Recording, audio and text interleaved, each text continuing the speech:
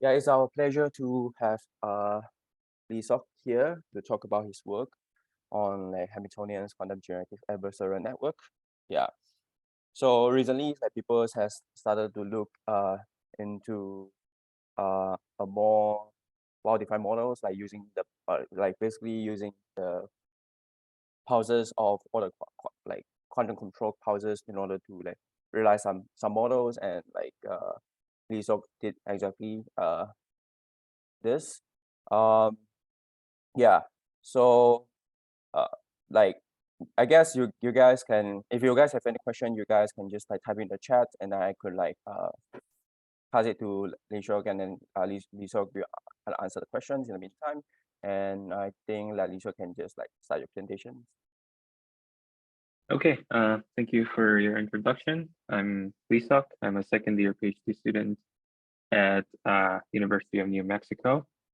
And it's my pleasure to share our work about Hamiltonian quantum generative networks, which is a joint work with Lloyd from MIT and my advisor, Malad, from University of New Mexico.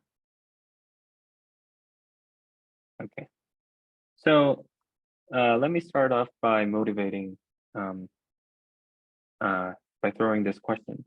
So given some multiple copies of unknown quantum state psi, how can we learn some unitary matrix that generates that state starting from some given initial state, let's say 0? So suppose you have a black box that generates this unknown quantum state psi. For example, for now, you can think about just pure state psi. And you want to use multiple copies of this box, and you measure this quantum states, and you want to generate some unitary, and find the unitary that maps 0 to this unknown quantum state psi. So how can you do that? Well, there's a very straightforward way to do this, which is combining quantum state tomography and classical optimization methods. So what I mean by quantum state tomography is that so you can get a lot of copies of this quantum states, and you can measure, in worst case, exponential many times. And then you can gather and post-process all the measurement outcomes in order to generate these huge classical descriptions of the state, the estimate of the state, such that this estimate is close to the unknown state you want to generate. And after you generate this classical matrix, what you can do is you can use this classical matrix to find the unitary by using some classical optimization methods, for example, of quantum control, which I'm going to talk about in a few slides later. So essentially, starting from, let's say, 0, you can parameterize your unitary by some parameters theta. You can just find the theta that maximizes, let's say, the fidelity between this parameterized quantum state and this psi hat that you constructed using quantum state tomography. And this is just one way to do this. And alternative way to do this is using quantum generative adversarial networks. So in today's talk, I'm going to first briefly introduce this quantum GANs called HQuGANs. And I'm also going to briefly introduce quantum optimal control. And I'm going to merge these two ideas and introduce Hamiltonian HQuGANs. And I'm going to briefly talk about some numerical experiments I have done using this Hamiltonian HQuGANs to generate some various quantum states. And then I'm going to move on to discuss the role of different form of cost functions. So what kind of cost function we going to use and how these cost functions help in this situation or that situation. And I'm going to briefly talk about how to implement this Hamiltonian GANs on quantum computers, and briefly about their computational complexities. And I'm going to conclude the talk with some discussing some applications of GANs and some open problems. So let me start by briefly introducing what generative adversarial networks or GANs are. I guess many of you guys are familiar with GANs, but just to recap, so GANs are one of the most successful generating models in generating some high dimensional and complex data distribution. And what's specific about GAN is that they are based on a zero-sum game theory. In particular, there are two players of neural networks called the generator and discriminators. And these two players compete against each other in order to generate some real data distribution.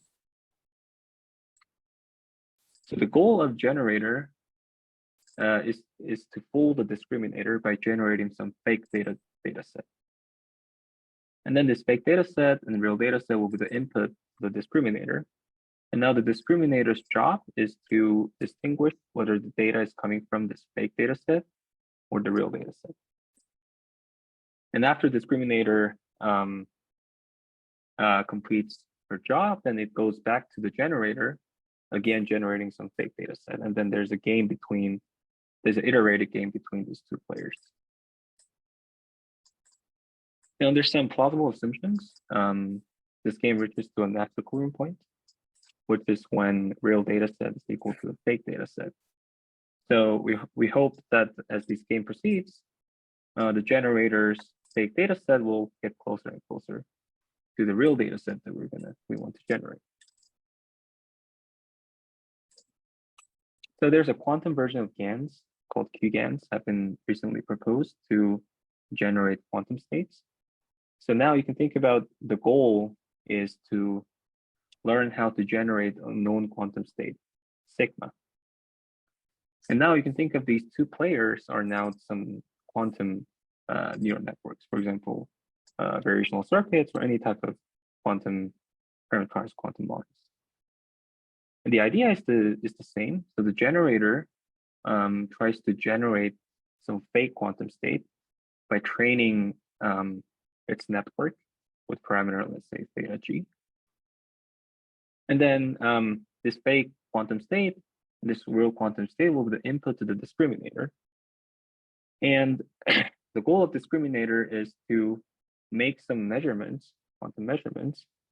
And you want the discriminator tries to find some measurement operator D such that the discriminator can discriminate these two quantum states as much as possible. So for example, as you can see in this maximization formula, I tried to find some operator such that the expectation values with respect to the true state and this fake state is maximized as much as possible. So as a consequence, you can phrase this entire game between the generator and discriminator as solving the following minimax cost function, where this minimized part is the generator part, the maximization part is the discriminator part. So there are two things to remark about this cost function. First thing is that this cost function is linear in both rho and B. So it's convex and concave. And the set of quantum states are convex sets, and the set of some bounded operator D is also a convex set. So you can essentially apply the von Neumann-Minimax theorem to prove that natural equilibrium exists. And indeed, it exists. Hello. Can I ask a question? Sure, yeah. So it seems like, when you minimize over rho, and let's say you fix your D, that's an SDP, right? The semi-definite program. And similarly, your D is basically POBMs, right? So when you and it's linear in D. So when you optimize over D, for fixed rho and sigma, that's another SDP. So is it the case that you have two SDPs which you are running one after another? Yeah, you can think about that, I guess. Yeah. Okay. But you can also later I'm going to talk about how I parameterize this D, how you find D. I see. But yeah, I think that's one way to think about it, right? Yeah. Okay. Great. So the natural equilibrium point exists when these two states are equal. So as this game proceeds, we hope that the generator's fake quantum state will get closer and closer to the true quantum state signal. Another thing to remark is that depending on which norm constraint you put on D, this cost function may vary. So for example, if you bound the operator norm of D by 1, then this minimax cost function in the box is precisely just minimizing the trace distance between sigma and rho, because this part is the dual form, basically the definition of the trace distance when we pose this condition. But of course, if we chose different norm, which I'm going to talk about later on, this cost function changed to different cost function. Okay, so before talking about Hamiltonian GANs, I just want to brief. So what the natural question is, what kind of generator and discriminator we want to use, right? Hey, in order to answer that, Leeseok, we do have a question from the audience. Is there a reason why the cost function is taken to be linear in place of something like fidelity, which convex? Sorry, could you repeat the question? Is there a reason why the cost function is taken to be linear in place of something like fidelity? Like why you didn't consider like fidelity measures and instead like considering like this kind of cost function? Oh, okay, that's a good question. So so you mean why do we care? Why do we choose this form of cost function instead of fidelity? Yeah. Well, that's a good question. I think first of all, I think it's a matter of problem whether you can phrase minimizing fidelity in terms of this minimax game. I think that's the first question you need to think about, whether we can, because in this case of trace distance, you can phrase it in terms of minimax so that there's a nice phrasing into this game picture. But I'm not sure there's a straightforward way to put fidelity in terms of this GAN picture, like the minimax game picture. And also, second point is that if you want to calculate fidelity for 2 n qubits, let's say your system has n qubits and you want to take the fidelity, naively what you can do is just take the swap test, right? Which will require double number of qubits. So in this case, we're just restricting that our system only has n qubits. Yeah. Right. Okay, we do have another follow-up questions on these slides. Are there known optimization algorithm that guarantees convergence to Nash in like HQuGANs? In classical GANs, convergence depends on luck in practice. That's a good question. So the answer is no. So we cannot theoretically guarantee the convergence because this is well, I mean, in this case, I'm just in this formula, I'm just looking at all set of quantum state rho and all sets of operator D, right? But in practice, if you, let's say you have variational circuits and you have to search for some parameters, then this is not convex anymore, right? This is a non-convex, non-concave optimization problem, which is in general NP-hard problem. So you cannot guarantee any type of convergence to Nash equilibrium. And that's, as you said, that's exactly what people say in classical GAN. So it's in classical GAN, it's also non-convex, non-concave setting. So you cannot really guarantee the convergence to GAN. It's just like if you did this in practice and you just worked up. That's what people say. Yeah. Okay. Yep, cool. Thanks for the answer. I think you can proceed on. Okay. Yeah, so the natural question now is what kind of generator and discriminator networks we're going to use in this work. So in order to answer the question, let us step back a little bit and talk about Hamiltonian quantum computation, or HQC. So what I mean by HQC is that any type of quantum computation models where the computations are expressed by evolving Hamiltonians continuously in time. So for example, you can think about adiabatic quantum computation, quantum annealing, or analog quantum simulation. And there might be some benefits of using HQC over gate-based model in some sense. The first point is that they introduce a more natural implementation on these devices. So for example, if you suppose you're in a lab and you want to engineer this long, deep sequences of quantum circuits, which each of them might be very noisy, instead of engineering one by one, every one of them, you can just concatenate this and think about just implementing this whole block of unitary by simply controlling some experimentally available Hamiltonian, which is more natural. In addition, it's also more straightforward to include some physical constraints in your algorithm, and let's say into your cost function, for example. And these physical constraints might be something like control bandwidth or control amplitudes. For example, what's the max? There might be the case that these alpha and beta has to be, which is the function of time, has to have bandwidth less than something. So if you want to pose those kind of experimental constraints, it's more natural because you're directly working with the Hamiltonian. The second point is that it can naturally overparameterize the model due to the continuous nature of parameters.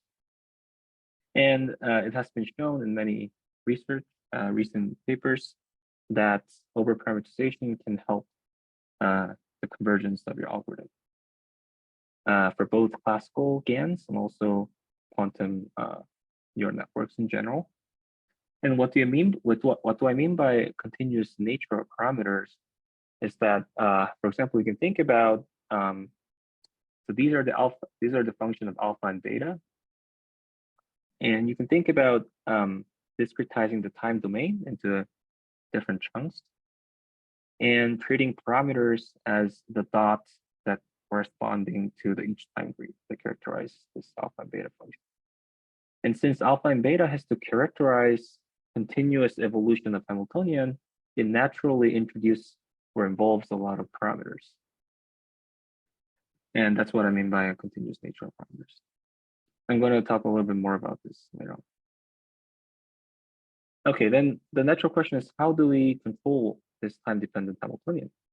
And this is a well-studied field called quantum optimal control. So in quantum optimal control, you're given a time-dependent Hamiltonian in this form. So this H0 is called driving Hamiltonian, which is time-independent term. And these HIs are control Hamiltonian, which is controlled by this epsilon i's. I'm going to call this control fields or control parameters.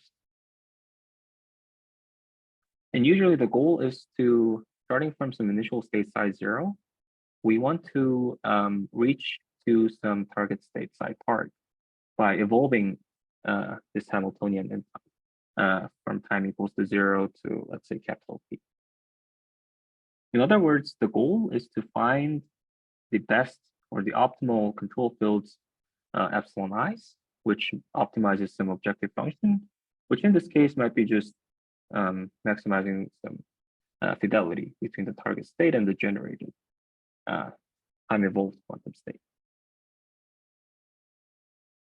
So there are a lot of different methods, quantum optimal control methods, and each of them approach this optimization problem in a very different sense. But we consider the two most popular gradient-based methods called GRAPE and Krotov's method. And I'm going to briefly talk about GRAPE, how the GRAPE works. So suppose you have this kind of control field. What GRAPE does is you first discretize the time domain and approximates the Hamiltonian to be a piecewise constant within each interval. So we can think of this procedure as like a torization. We have, let's say, 0 to t, and you just divide it into different chunks where each chunk is delta t. And what's nice about this is that then you can characterize the Hamiltonian at time equals to, let's say, tj, to be time independent. So this is just a you approximate Hamiltonian to be time independent within this each interval. And if you do that, you can essentially express your total time propagator as just a product of the unitary generated by this Hamiltonian at each time. So this will be a simple form, something like this. And then you're going to update the control pulse at each time grid using some gradient-based optimization method. So, for example, you're going to update your control pulse at time tj by simply adding or subtracting the amount that depends on the gradient of your cost function f with respect to this pulse at tj. And you can, for example, if the cost function, let's say, is fidelity, and since fidelity can be expressed as this, and since ut depends on epsilon I, tj, you can always get the derivative. And what people usually do is that they don't analytic, so the analytic form of gradients is too complicated, so they just approximate the gradients to the first order of delta t, assuming that delta t is small. And then you just repeat this updating protocol on and on until you reach some desired cost function. So I'm going to merge these two ideas and introduce Hamiltonian quantum GANs, or HQuGANs. So the goal again is to learn how to generate this unknown state sigma. So we want to find the unitary that generates this quantum state. And we're going to do this by using two competing quantum optimal controls.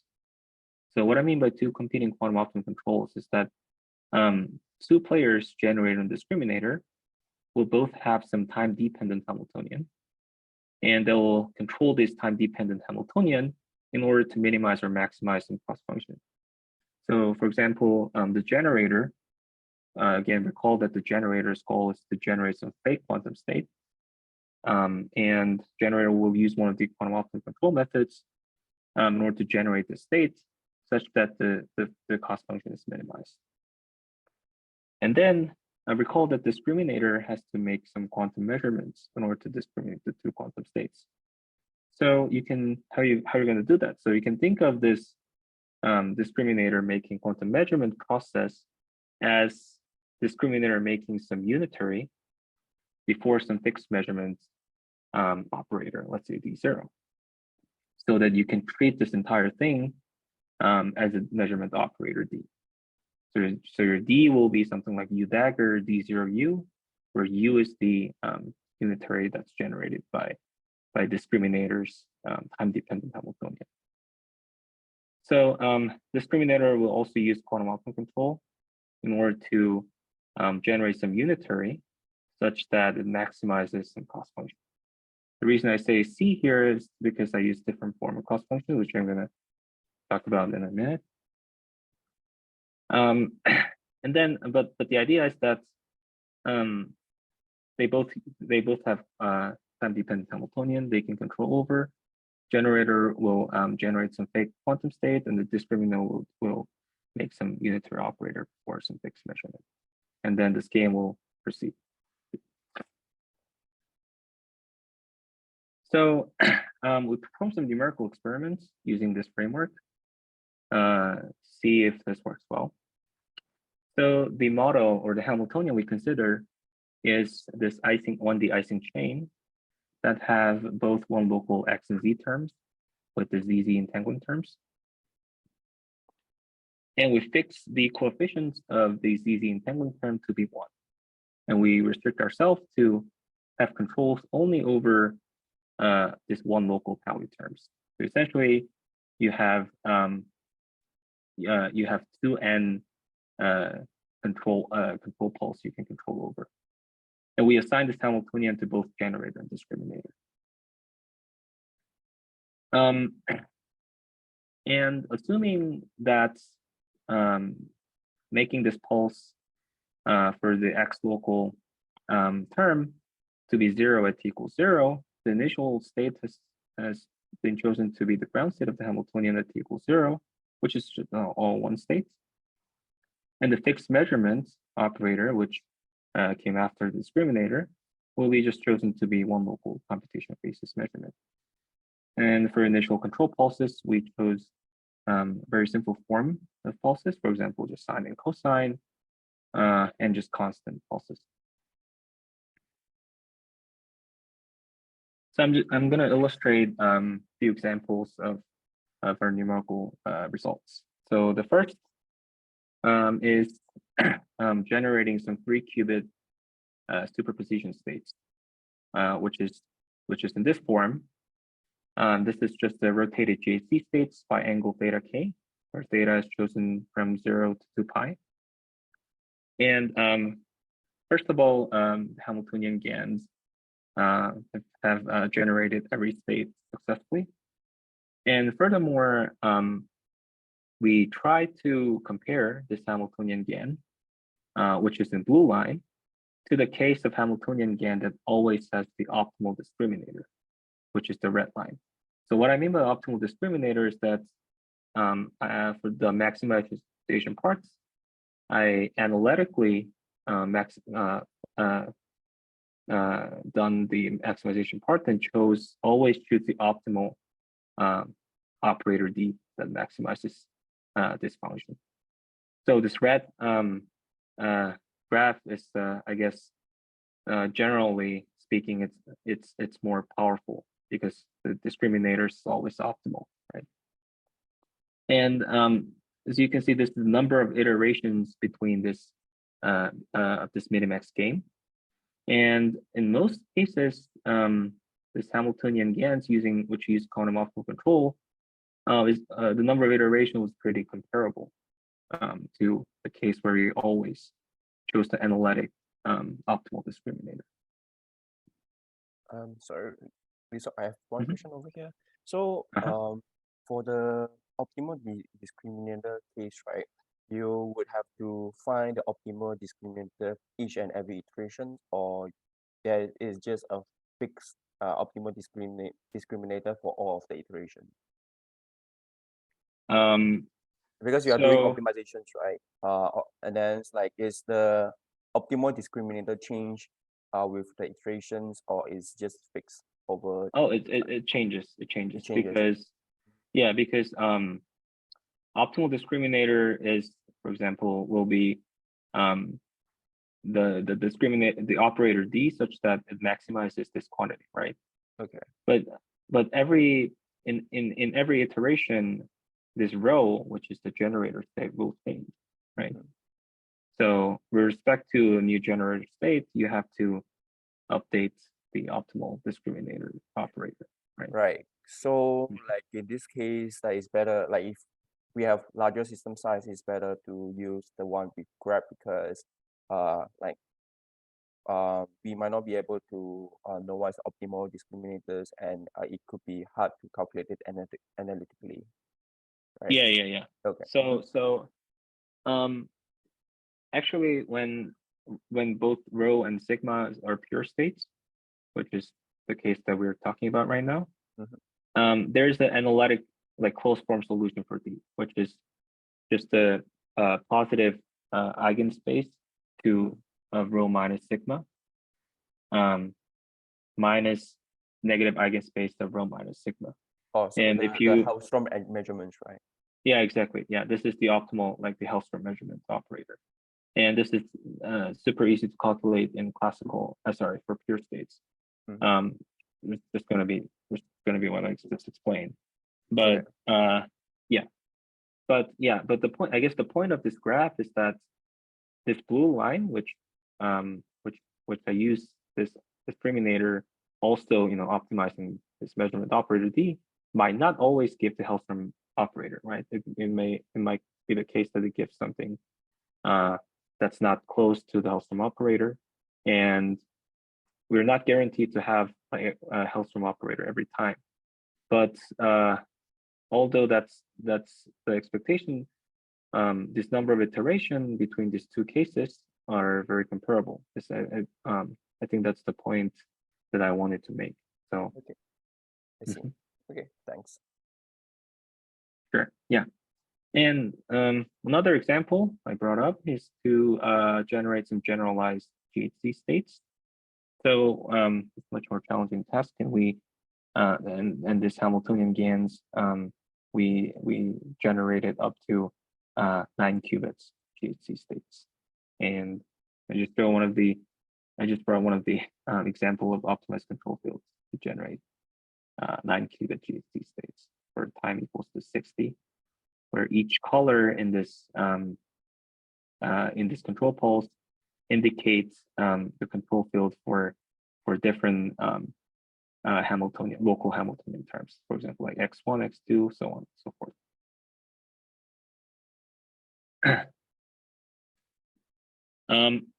Okay, so for these two cases, I just didn't put any kind of physical constraints on this cost function.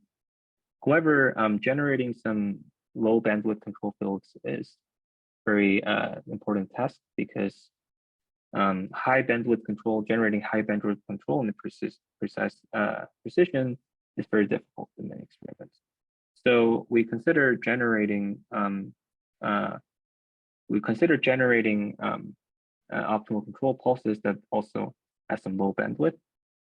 How we did this is we just simply add the soft bandwidth penalty terms to the cost function for the generator.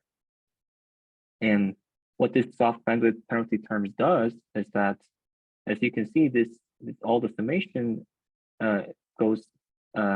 It's a summing of all the differences between all the neighboring pulses. So I just marked in the red. You can just think about minimizing the sum of all these difference between the neighboring pulses. So that if you can minimize this, it means that you have more smooth and slowly changing pulse, which means that you will have less bandwidth. And there are many other ways to limit the bandwidth, but we just consider this case because it's super easy to calculate JP, and it's also its gradients. So for example, we did, for example, of generating the GHZ states by using a single control field. For example, this is the frequency domain, so fast Fourier transform of the optimized control field. As you can see, if we use this penalty term, we could basically suppress the bandwidth almost by half, right? And another interesting thing is this numerically verifies something so-called time bandwidth quantum speed limit. So the time bandwidth quantum speed limit, which this was first studied by Safloyd and Simone Montangero back in 2014, this tells you the relationship between the evolution time and the bandwidth of your control and some precision that you want to achieve. So this means that suppose you have a fixed precision and some fixed bandwidth, and this naturally gives what's the minimum time required to reach that state. So it's a speed limit in that sense. And this numerical experiments verify this bound, because if we, for example, in this case, if we we double the time and we suppress the bandwidth, actually it gets the bandwidth basically decreased by half, from 1.0 to almost like 0.5. I can talk about this more in detail if anyone's interested in, but I don't think I will skip for now, and we'll come back later if you have any questions. Okay, so up to now, well, everything was about introducing GANs and quantum optimum control, combining this to introduce Hamiltonian GANs and so on. And now I just want to talk briefly about the role of cost function. So the natural question you can ask is, does it always converge, right? So does it always work? And the immediate answer is no. So the quantum GANs might not always converge, but suffer from so-called the mod collapse problem. So this mod collapse problem was first introduced by this paper from Google Quantum AI people in 2021. And I will briefly talk about why this is happening, what's mod collapse, and how we actually cured this mod collapse.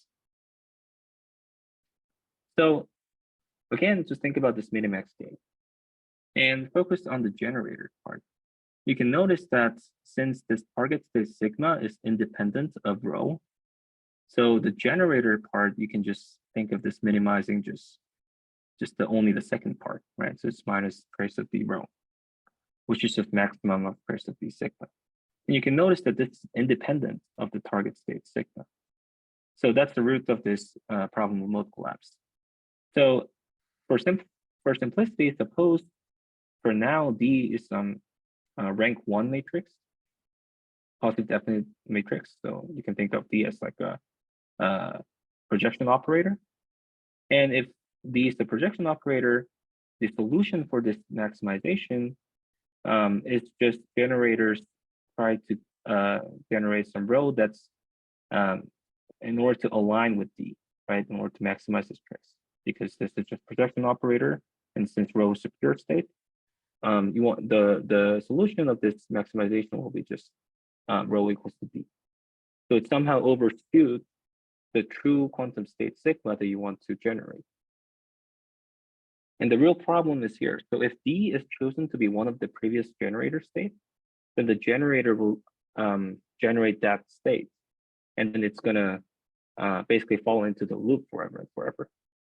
And that's why we call it mod collapse, meaning that the generator can only generate a few mods instead of all the other quantum states that, including this target state we want to generate. And here's a concrete example that might help to understand this better. So suppose your target state is a 1 qubit state, just in this form. And suppose your initial generator state is this. If you calculate the optimal Hailstorm measurements, this will become just 1 plus y over 2.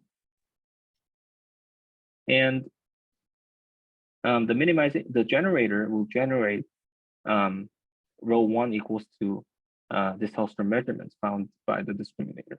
You can also prove, you can actually prove that this is a unique solution. And when you calculate the second, the next round of discriminator, we will find out that this discriminator operator will be the initial generator's state. This means that the generator will then generate that state because, again, generator has to get aligned with D, which is rho. And then we're now back to like step 1, and you just like repeat this forever and forever. So, and more importantly, we numerically observe that this mod collapse happens almost in every instances in our numerical simulation of Hamiltonian GANs, quantum GANs.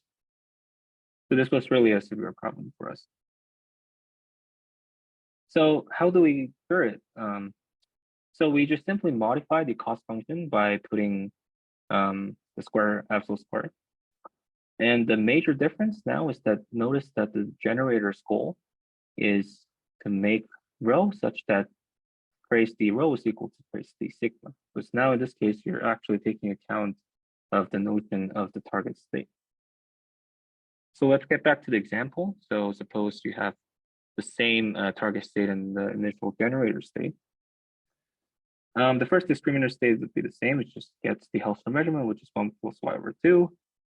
So now in this generator's turn, since this trace of d1 sigma is 3/4, and since the generator tries to make rho such as these two are equal, you can develop the equation and conclude that generator will generate some rho 1 such that this trace of rho 1y is equal to 1/2, which is there are infinitely many states that the generator can generate, right?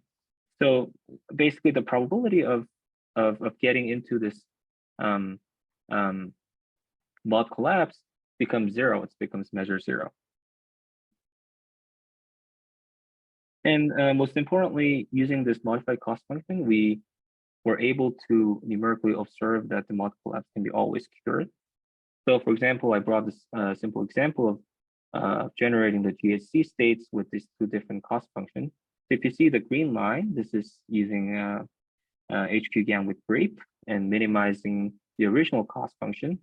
And what happens is that it gets into, it converges into some undesired equilibrium point.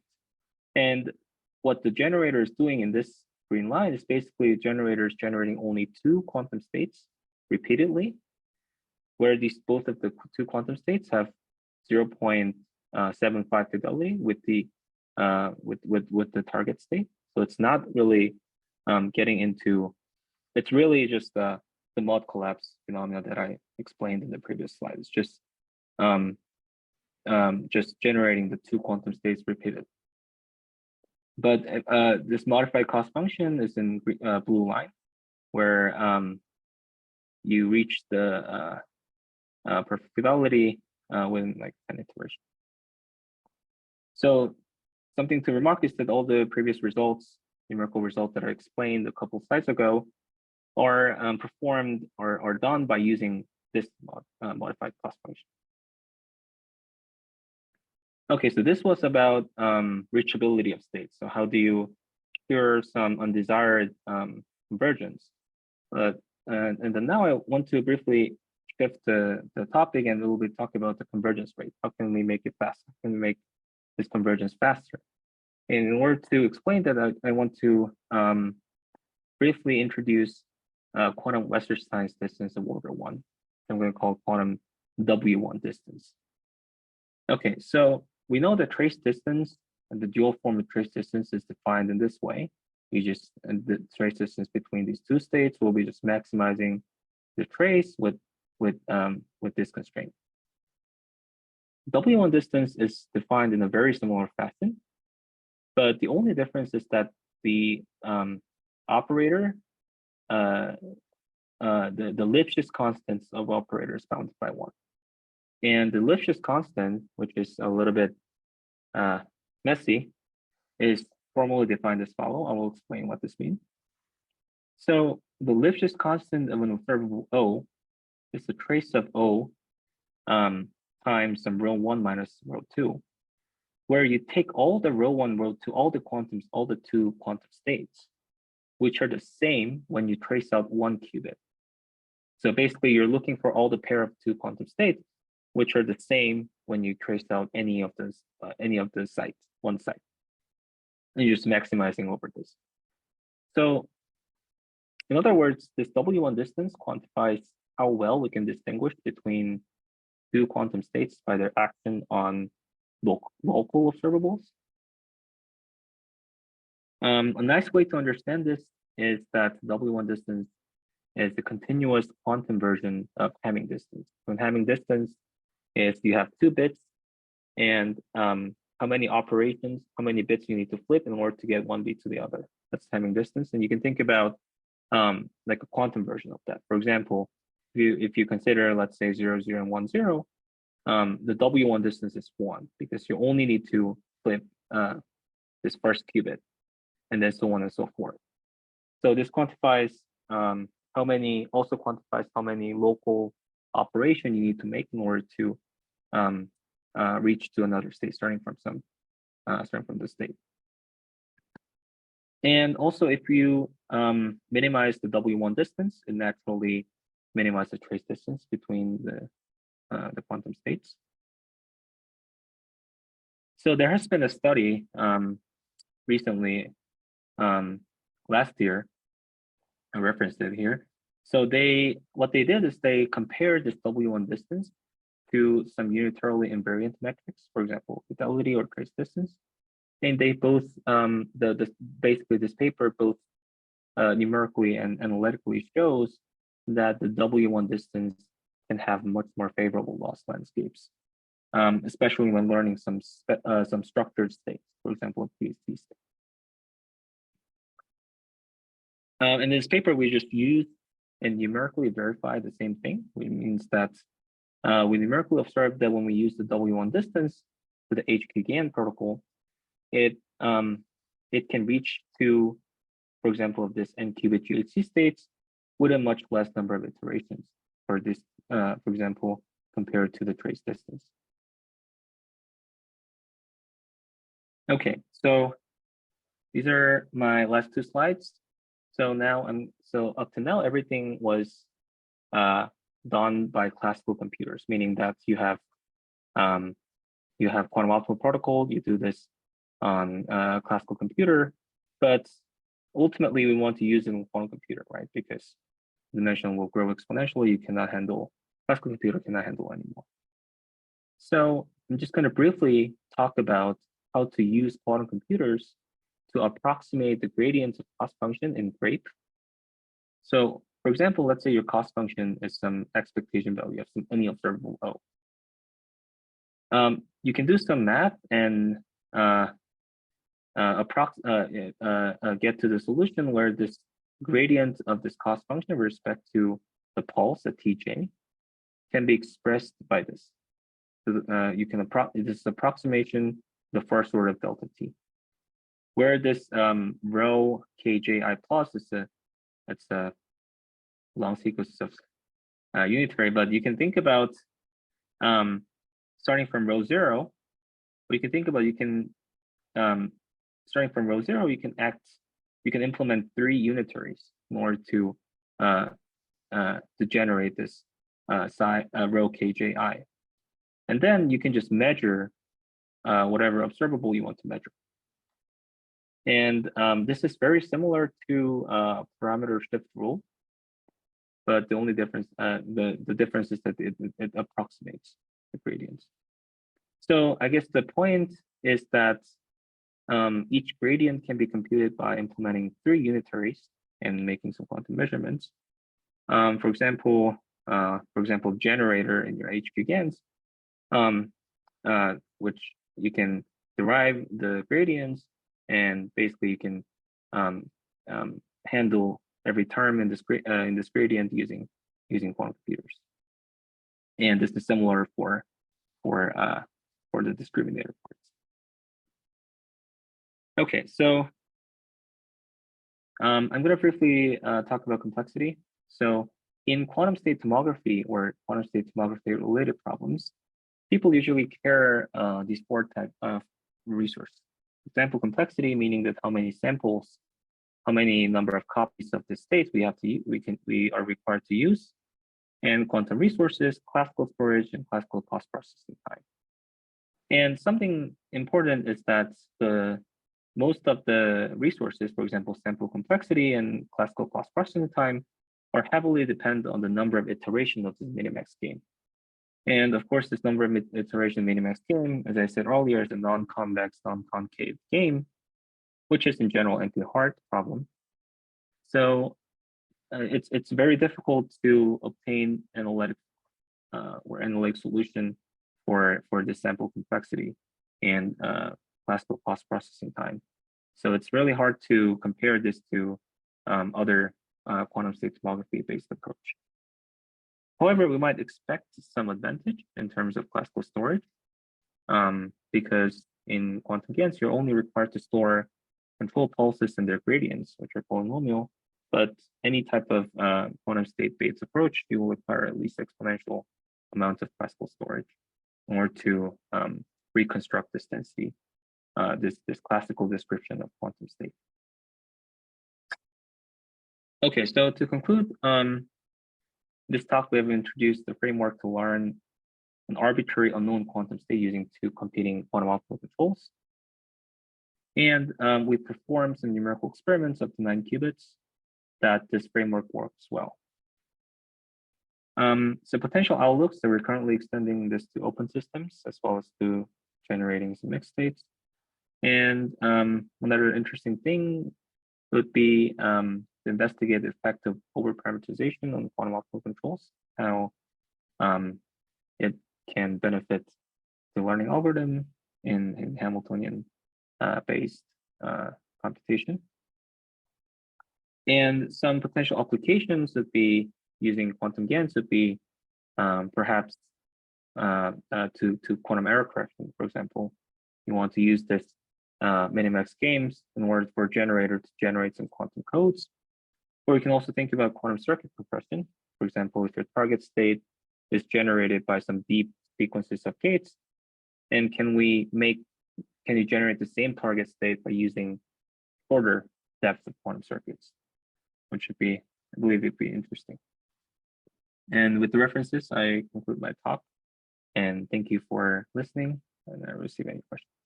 Yeah, thanks, Leeseok, for the very, very interesting talk. Yeah, I learned a lot from this talk. For now, it's like I didn't see any question coming from the audience, so maybe I could start off by asking a question while people are thinking about what question to ask. So you have presented a way to utilize quantum computers basically is to evaluate the gradients and trying to train the algorithms, right? And I'm aware of another way of utilizing the information from quantum computer is by using the measurement informations and fitting into the graph, which kind of like incorporating some reinforcement learning algorithm inside. So I remember this is proposed by Follow McQuang, and it's called like graph feedback graph or whatever. Yeah. So do you see a way of like incorporating a feedback loop in your model? That's a very, very good question. So I aware of that work that you said. So there's a feedback based quantum optimal control protocol. Yep. I don't know much detail about it, but I'm pretty sure you can apply this to in this setting for both players, because both players are using quantum optimal control to optimize some cost function. And I believe you can apply the feedback control idea to here. But I don't have a good answer for more detailed discussions. Yeah, but that's a very interesting Maybe question. that it could be used to because like over here you didn't consider any noise, right? So it could be helpful. Yeah. Like when you basically trying to learn the state from a open quantum system, for example, then it might be helpful because you are incorporating the system information in. Or we have questions from the audience. For a system size of n qubits, is there known result on how the number of Nash equilibriums like scales with n? What would be a good strategy to find a good equilibrium with your new cost function? Okay, so n qubit, is there a known result on how to know? No, so there's no known scaling respect to number of qubits.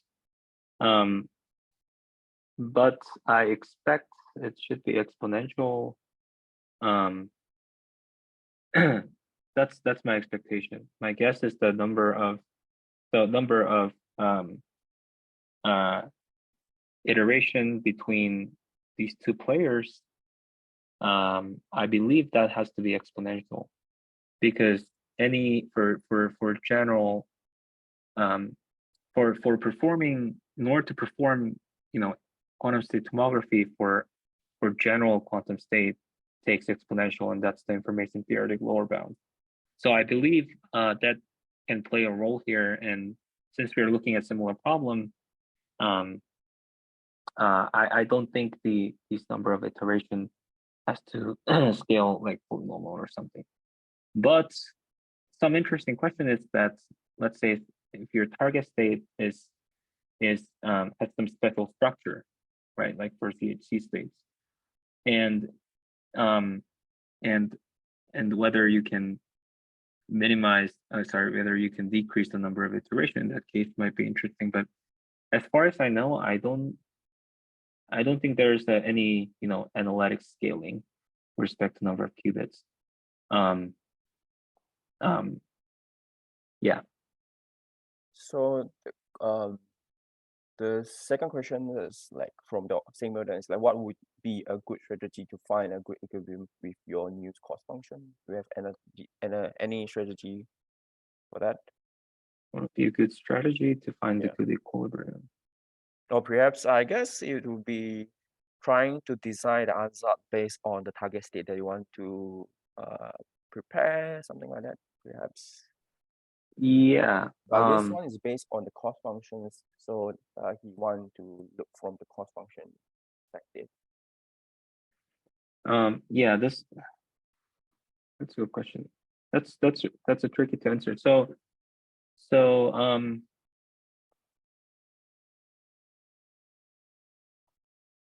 mean, obviously you can try, for example, this Westerstein's W1 distance.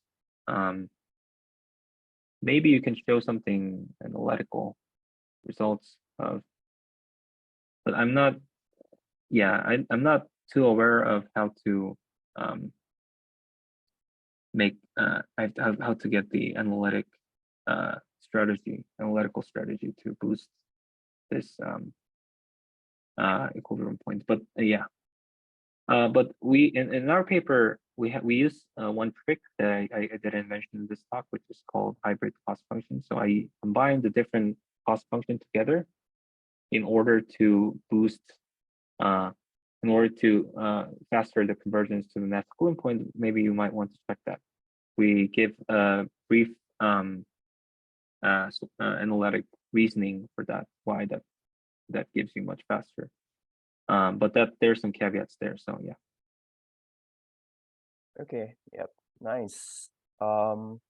Maybe we could have one more questions. Okay. I think it could, like, this talk could be finished off with my last question. In your papers, I saw you're also trying to learn some unit trees, operate unit trees using Yes. the methods, right? And then I know for circuit-based kind of like quantum compounding problems, it has been shown that there will be like units like exponentially many samples to learn a given unit tree. And like there was a more recent work by like Zoe. Basically, she showed that if you consider entangled data state, then you can reduce the number of samples significantly. These results are based on the learning theory, and I'm just wondering if you are aware of like any like the similar kind of studies for pulse level instead of a circuit level, because it could be interesting to see like how well like basically to use an information theoretic way to see how well your model be able to learn certain unit trees. Do you mean you start with entangled states? Your initial state Yeah, is entangled like state?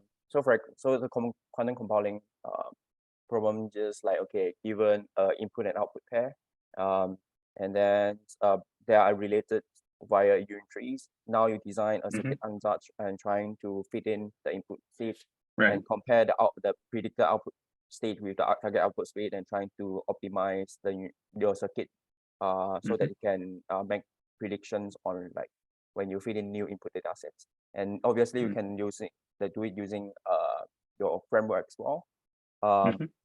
So what Joey shown, if I'm not wrong, was that if your input state has certain kind of entanglement, basically it allows you to reduce the number of samples significantly.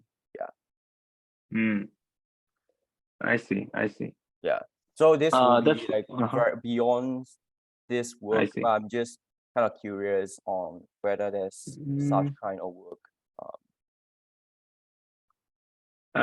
I'm a little bit confused because I thought the setting is that you're given a pair of quantum states, like input and output states, and you want to find the unitary. Is that am I correct? Yeah. So it could be a random unitary. Then you like for example, you have a I see. Okay. You feed in the input and then you get output, then you'll be a training data, right? And then now you use this. Yeah, you can. Yeah, you can do that. So in that case, you will use multiple discriminator, I think. So you have yeah, but I think you can incorporate